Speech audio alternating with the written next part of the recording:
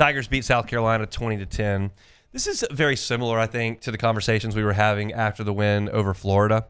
And, of course, the fallout in that press conference when Michael Caldwell asked Brian Kelly about the ground game and the offense, and he kind of lost his composure there too a little bit and called the media spoiled. And he went too far for that, and he apologized, and he knew it. But really, it was more so Michael Caldwell asked a reasonable question. He was speaking from the fans' perspective because that's who he's serving with his newscasts. And it was a question and a comment that a lot of people in the fan base shared. And I think Brian Kelly rejected that a little bit because ultimately you just want to win the game. And he was thrilled they did that. And he didn't want to think about the fact that you had to score more points and be better on offense down the road. Just wanted to celebrate that win. And I understand where both parties are coming from, and I think it was proper that Caldwell got an apology from Brian Kelly in that way. But here's the deal, like bigger picture. And that's why the frame conversation feels the same today as it did against Florida.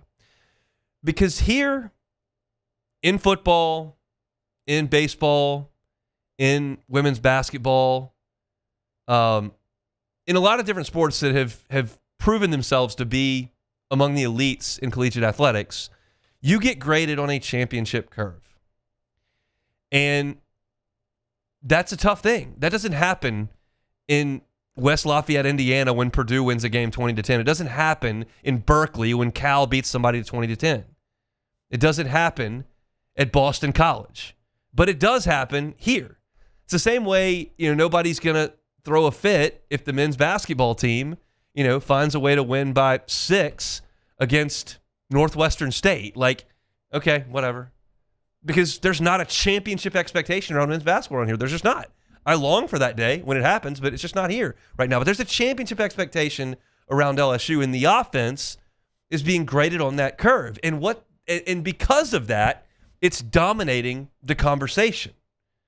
What we can certainly still do and should do is praise this defense, because you did go out there against a team whose quarterback is probably going to be a first-round pick and hold them to 10 points on what amounted to one busted play. One play. And you got to make the play, but there's one play.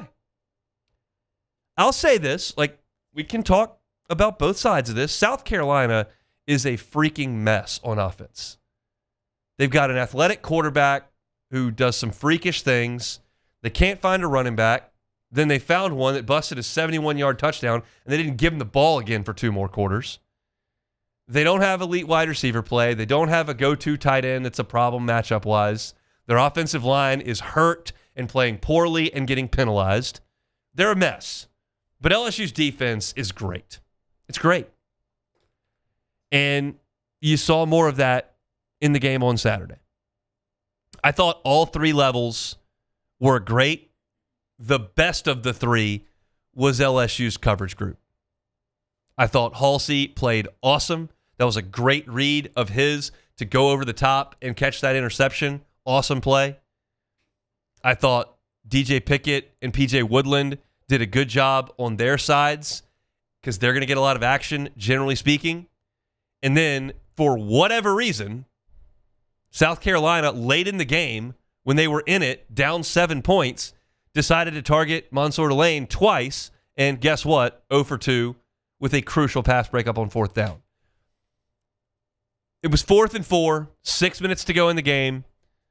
South Carolina's got a chance to go down there, get a touchdown, maybe go for 2 to take the lead. But it's 4th and 4.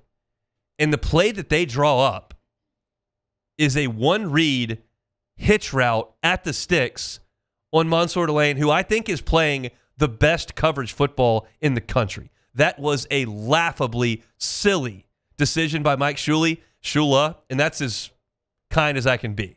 If I were being more realistic, I would say it was stupid. It was a stupid decision to throw at the best dude on LSU's side on that type of a route at that spot.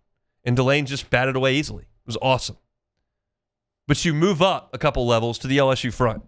Jack Pyburn's stats in this game are not going to blow you away. 6 tackles, half a sack. But he was way more impactful than that. His Pro Football Focus grade isn't great in this game because he didn't finish quite as many plays. But he got back there and disrupted Sellers time and time and time again. And I've said that South Carolina's offense is a mess. I think their offensive coordinator is doing a terrible job. I think their offensive line is banged up. I think all of these things. But still, Lenora Sellers' ability to evade rushers and extend plays is as good as anybody in the country. And that's going to happen against LSU. It's going to happen against everybody because he's just that elusive. But you have to make him do that. You have to get him off schedule and get him moving around. And LSU did that. Blake Baker determined early in this game, okay, they got a lot of offensive linemen down. They started with 3 guys out. Another one went down in the first half. We're sending the horses. And they sent pressure on pressure on pressure on pressure. And it got back there time and time and time again. And I thought it looked fantastic. You had Whit Weeks with 9 tackles. Whit Weeks made 7 more. Perkins had 8. 6 of them were solo. Perkins had 2 tackles in the backfield. I thought that front and those linebackers did an awesome job. And you look at South Carolina's drive chart, and it was real pitiful. They fumbled on their first play. Then they went down and missed a field goal. Then they had the big play for the touchdown. And after the touchdown, which they scored right there at the end of the first quarter, just under 2 minutes to go in the first quarter, punt, interception, punt, field goal, punt, turnover on downs, and those 2 were 4-play drives. So not even the turnovers on downs were 3 and outs and then a 4th down and out. It was just a complete whitewashing by LSU's defense of this South Carolina team. And I've seen a lot of bad offenses in my time watching SEC football. Some of them have been purple and gold. A lot of them have been in other uniforms. And you still got to go out there and put the clamps on them. And LSU did. And that goes back to my point of last week, all week, just saying I trust this defense in that stadium. And that's what you saw on Saturday night. It wasn't a great environment, wasn't a great crowd. 40% of it thinned out in the fourth quarter. Brian Kelly mentioned that in his press conference today. And that's just, another thing that we've got to discuss. But, it was the defense bringing its own lunch and making sure that South Carolina had a tough time, and they really, really did. Carolina, on third downs in the game, had a heck of a time. They were just 6 out of 16 for 38%. Their average distance to go on third down was 10 yards. And when they got into third and long, 3rd and 9+, they were 0 for 7 in this game. LSU forced a lot of third and longs, did not allow them. They were solid in the entirety of the game except for one long busted run. And you got to get that cleaned up and make sure it doesn't happen because LSU's offense is not going to give you a ton of margin for error more often than not. But they didn't need a lot in this game. They just they did a great job start to finish. Blake Baker's doing an awesome job.